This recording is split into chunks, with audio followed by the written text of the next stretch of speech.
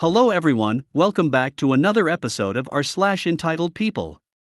In today's episode, entitled cousin says I'm the cause of her weight problems. Entitled cousin wants Thanksgiving done their way only. Entitled boss yells at me and my coworker for talking to each other while cleaning up the store. Customer demands my name to complain about me because she refused to listen. Before we get started, make sure to subscribe so you will never miss a video. So let's get started. Entitled cousin says I'm the cause of her weight problems. I was raised by my maternal grandma. To tell a bit of the backstory, my grandparents had 4 children total, 3 boys and my mom, the only girl. My grandfather was a good man and genuinely wanted to raise me to keep me away from my mom's behavior and antics, but sadly my grandfather passed. I have a cousin that's the daughter of my grandma's oldest son and his wife. She is 3 years older than me. Let's call her Q for Queen because that's what she thinks she is. Q is an only child like me but was given any and everything she wanted.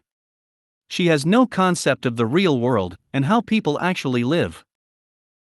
My uncle and his wife paid for top-notch elementary, middle and high schooling, and then paid for 4 years at James Madison University in Harrisonburg, Virginia. What always got to me is the fact her parents had to pay for her to have the same opportunities that others did, as they had scholarships and things they'd worked for. Q was an average student at best, hasn't used her education at all, and now lives in her mother's basement with her husband. But on to the topic. My father and paternal grandmother were not large people, in either stature or girth. My dad's mom was only 4 feet 5, and my dad was doing good to be over 5 square feet with shoes on. Couple that with my own mother not being very tall, and it resulted in me being a whopping 4 feet 11. I've always been a very small, petite person. Often enough, the clothing I purchase has to be altered by hemming or shortening the article if I don't want to be stuck in skinny jeans, as I can stop them from dragging the ground. I also have a lifelong problem of finding shoes. I've often had to get clothing from the big kids section and hate it. My cousin, on the other hand, is a large girl. Her mother is a very tall and broad woman. Genetics. But by the time my cousin was 8, she was well over 100 pounds, and her weight continued to climb. My uncle's wife wouldn't hear anything about restricting what my cousin ate or drank, giving her whatever she wanted. She'd also enroll my cousin in activities such as tap dancing and ballerina dancing, both of which she didn't even attempt to participate in. I don't know why my aunt enrolled her. My cousin, from a monetary standpoint, has always been well off, and a lot of her clothing was purchased from high-end brands or handmade, but she was confined to brands that catered to plus-size women, as this was before all companies expanded to cater to women of all sizes. I used to dread holidays or family gatherings, as my cousin would always throw a fit if I received clothing as a gift. I have a great aunt, the wife of my grandma's late brother, who was incredibly close to my grandma, and great aunt often gave me clothing from popular brands for Christmas, as well as makeup from companies like Estee Lauder, or a gift card to somewhere like Old Navy or The Gap. Great aunt did this because she knew my grandma couldn't afford items like this for me on a regular basis, and wanted to help. She'd usually get my cousin something nice, but of lesser value, because, as I've said and great aunt mentioned, in a room full of people, my cousin's parents could afford to give her whatever she wanted. My cousin thought it was unfair that I received clothing from these brands, because she herself couldn't wear them due to sizing. My cousin would make statements about it, saying things like it wasn't fair that I got to wear stuff like that. His cousin could afford it but couldn't wear it, and would make direct comments about me being poor, and how I should be confined to wear Kmart clothing. My uncle's wife would back Q up, saying I was hurting Q feeling on purpose, or that it wasn't fair that I had things Q couldn't do to her size. School was also an issue. I worked for everything I achieved through school, as I knew my grandma didn't have the money to pay my way. In high school, I was accepted into the governor's school on an internship based on academic scores, whereas my uncle and aunt had to pay for Q to go there. I got a job in high school because even though my grandma did receive some money from me, it wasn't enough. I was in AP honor classes through high school, while Q was in basic classes -1 or 2. My uncle would berate my grandma for allowing me to do these things, as it wasn't fair to Q, Thankfully my grandma knew the sense of entitlement they had and told them so. I have done well in life, my husband and I own a business in the death care industry. Q has not and will tell anyone who will listen that it's my fault. She and her mother both have tried bullying and extortion to get money from me, but I've never given in. My aunt tells everyone it's not fair because I was born to fail, not having proper parents or the financial advantages Q had. My uncle passed away several years ago, and until the day he went he was still paying Q way through life. My cousin is pushing 450 plus lbs, and it worries me, because I don't want to see her suffer ill health as a consequence of her own actions. Entitled cousin wants Thanksgiving done their way only.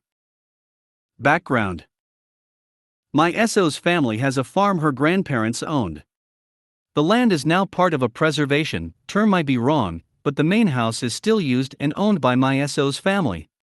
It is used for larger family gatherings like Thanksgiving, so that the burden of hosting is not on one person, and has plenty of room. Story involves three main groups. Group A, OP, my SO, her two sisters, and their mother. Her two sisters have SOs who cannot attend due to work. Both are medical professionals so can't take the time off. Farm is about a 6-hour drive from Group A.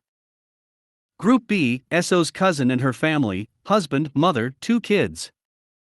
This group lives about a half-hour drive from Group A and see each other fairly regularly. Farm is about a 6-hour drive from Group B. Group C, family and close family friends that live near the farm.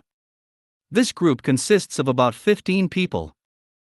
Story: Group B wants to go to the farm, but due to only one of their kids being old enough to be vaccinated, wants to do 2 separate Thanksgivings. They want to spend Thursday through midday Saturday at the farm. They want Group A to stay at the farm with them, but if we do, we are not supposed to see anyone else from Group C. We would only be able to see the other people once Group A leaves. We would be driving 6 hours each way to spend most of our time with people that live a half hour away, and only about half a day with the people we do not see often. We suggested to Group B that we are all vaccinated, and we can get tested day of or before Thanksgiving. If we test positive, would stay home. It does not make sense for us to drive that far to spend the weekend with people who live a half hour away. Group B is adamant that they go to the farm because they don't want their kids to miss out. Which does not sense since the whole point of going to the farm is seeing the extended family and people they don't see often. They see us from Group A all the time. The farm, while nice, is not all that special. The special part of going to the farm is seeing the extended family and people you don't see often in person. Group B is now upset and saying they are being held hostage.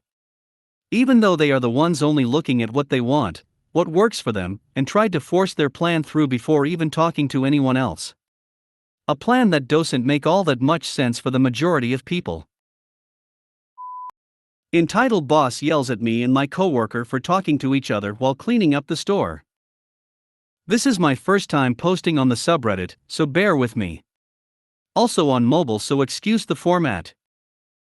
I, 17F at the time, and my coworker, 17F as well, worked at a thrift store, and we were the most flexible workers. We legally couldn't work full-time at the time because we were under 18. We were closers and had the same work schedule because she and I were both still in high school. After 8 p.m. when we would lock the doors, the manager for the night would simply just tell us to clean things up while he counted the drawers. Keep in mind, there were 4 closers every night. The 2 other closers were best friends, like went to the same school, would take later breaks so they could be in the break room together, etc. The 2 other closers were fixing the shoe rack together and talking.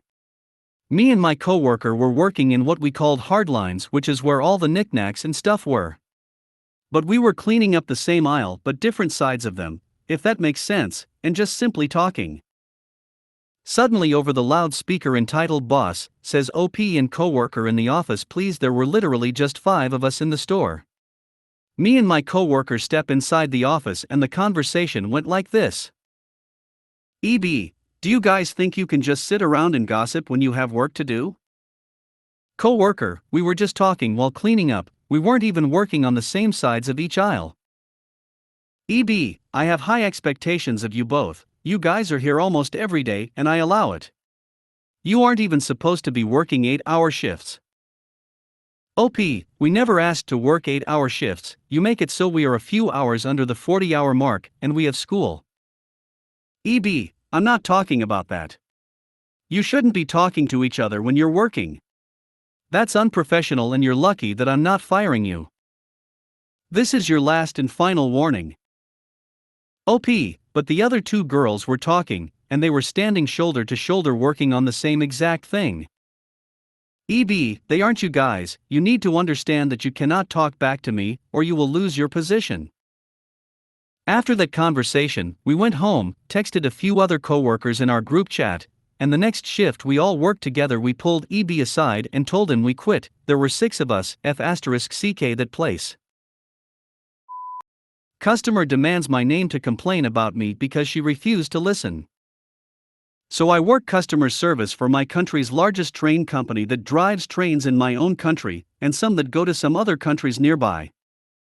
Today some woman called because her train from a week ago had an hour delay, and she had filed for compensation as we can refund a part of the travel price if a train has a certain amount of delay. She wanted to know the status of her claim, which I could not see as it belonged to a different department, which I told her. That was apparently mistake number 1, as she right away started ranting how she had been waiting for almost an hour while I myself had to wait for her, so that was an obvious lie on her part.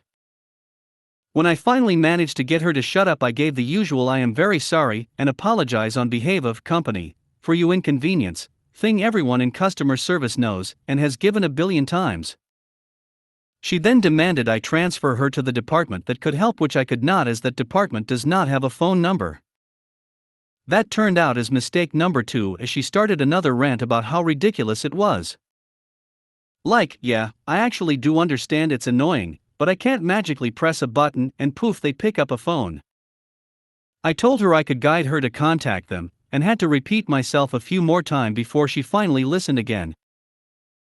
That happened to be mistake number 3, as I literally only told her, if you go to our official website and scroll all the way down you'll see chat dash, before she cut me off again, and went ranting how hard it is to open a chat window and discuss information. I had been about to tell her, if you go to our official website and scroll all the way down you'll see chat, phone, Twitter and email, and if you click email the site allows you to send an email to our department in charge of claims. I tried to get in between her whining and ranting, but she was refusing to listen for half a second, and at a certain point I lost my patience with her wasting my time with being dumb and stubborn, and raised my voice just a little more to get in between and tell her I was trying to explain what to do. That of course made her explode on how rude I was, how I was useless, how I didn't want to help, and demanding to know my full name so she could file a complaint against me. I already knew she was gonna tell nothing but lies, so I of course refused, and she had the nerve to scream I had to give her my full name according to the law. That's nowhere near true. I had finally had it and told her I was done with her, as she didn't want to listen no matter how hard I tried, and I wasn't gonna tell her my name. She tried going on another rant on how I was afraid of losing my job because of her, so I hung up. I made a couple of notes of proof in case she did somehow whine and lie about me, and went to my net call only to right away get the same B again, screaming about wanting my name, and I told her the same thing as before and hung up, and took a EW minutes to myself. I hate stupid morons who literally do nothing but whine, refuse to listen, and then try to blame me for their own stupidity.